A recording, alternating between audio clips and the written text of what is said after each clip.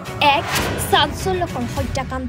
পৰকীয়া প্ৰেমৰ বাবে স্বামীক হত্যাৰ অভিযোগ হত্যা কৰি ঘটনাত গাপ দিয়াৰ অপচেষ্টা ৰাজ্যত এটাৰ পিছত এটাকৈ পৰকীয়া প্ৰেমৰ ঘটনাই জোকাৰি গৈছে সমান্তৰালকৈ এইবাৰ এক অনুৰূপ ঘটনা সংঘটিত হৈছে হাজোৰ চৰণচৰত জানিব পৰা মতে কামৰূপ জিলাৰ হাজো ৰাজহ চক্ৰৰ অন্তৰ্গত তাপাবলী চৰৰ আনছেৰুল আলীৰ আছিল দুগৰাকীকৈ পত্নী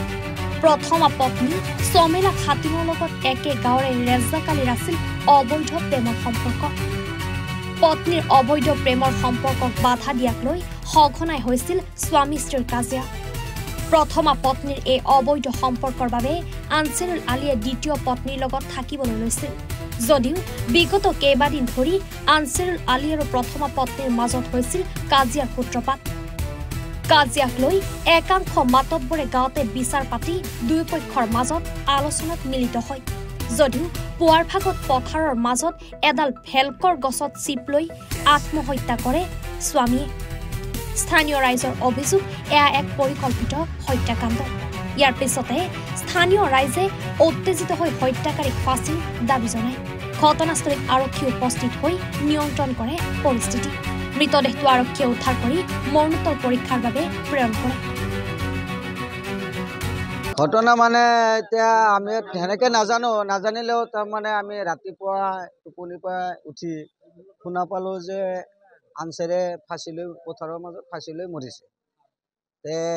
আমাৰ এই চাৰিও যিমান অঞ্চলৰ মানুহ আছে 4-5 গাঁৱৰ মানুহ চব মানুহ আহিলে আহি পেলাই লাছটো চালে হয়তো যিটো জেগাত ফাঁচি লৈছে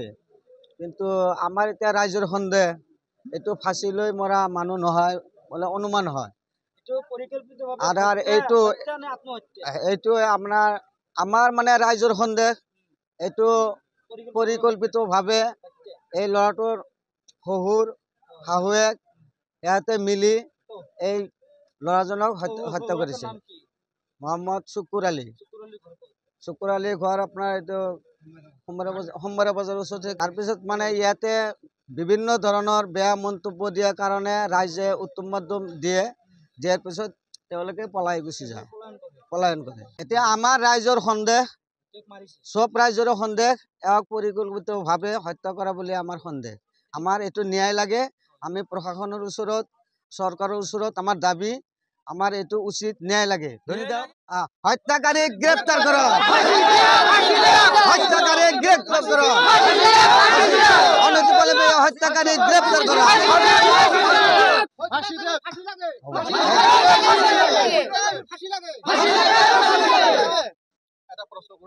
সেইকাৰণে আমাৰ সন্দেহ তাৰমানে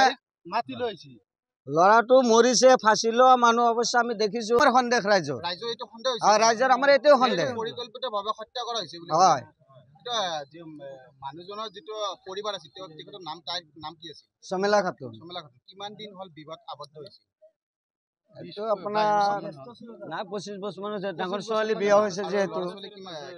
4জন এই মানুহজনৰ আমি শুনা মতে দুজনী ঘনীয়েক আছে তাৰে ঘনীয়েকটো মানে কি ঘৰতে আছিল নে দুটা ঘৰত থাকে এওঁ থাকে তেনে এজন থাকে গাঁৱৰ পশ্চিম মূৰত এজনী থাকে পূব মূৰত মাজত এতিয়া আমি শুনামতে ৰাতি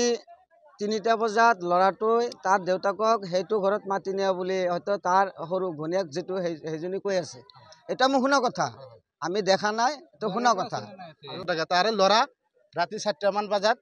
আমাৰ ভৰিটো কৈছি 4টামান বজাত আহি পেলাই ইয়াক মাতি লৈ গৈছে মাতাবৰকেইটা যিখিনি মাতাবৰকেইটা আপোনালোকে বিচাৰ খোজা কৰিছে তেওঁলোকে কিবা পইচা লেনদেন চলিছিল নেকি কাৰণ লেনদেন তেওঁলোকৰ পক্ষে হয় মানে বিচাৰটো কৰিছে বুলি ভাবে নেকি আপোনালোকে নাই বিচাৰ মানে আমাৰ ফেলৰ পৰাটো বিচাৰ আমি পাৱাই নাই তেওঁলোকৰ পৰাই আমাৰ মাজু ডেকাৰ হুৰচুৰ পৰাই পইচা চইচা খুৱাই পেলাই বিচাৰটো ধিচমিচ কৰি দিছি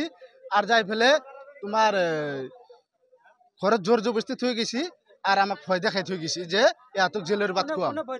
মাপদৰ গেলে পয়সা খাই ফেলে হানিফ মাপদৰ আলাল আলি এনেকুৱা মাপদর পয়সা খাই ফেলে আমাক যেমন বিচারটো পাওয়া নাই আমি উপযুক্ত বিচার নাপালো এতিয়া আমার মানুহটো ঘুরাই গেল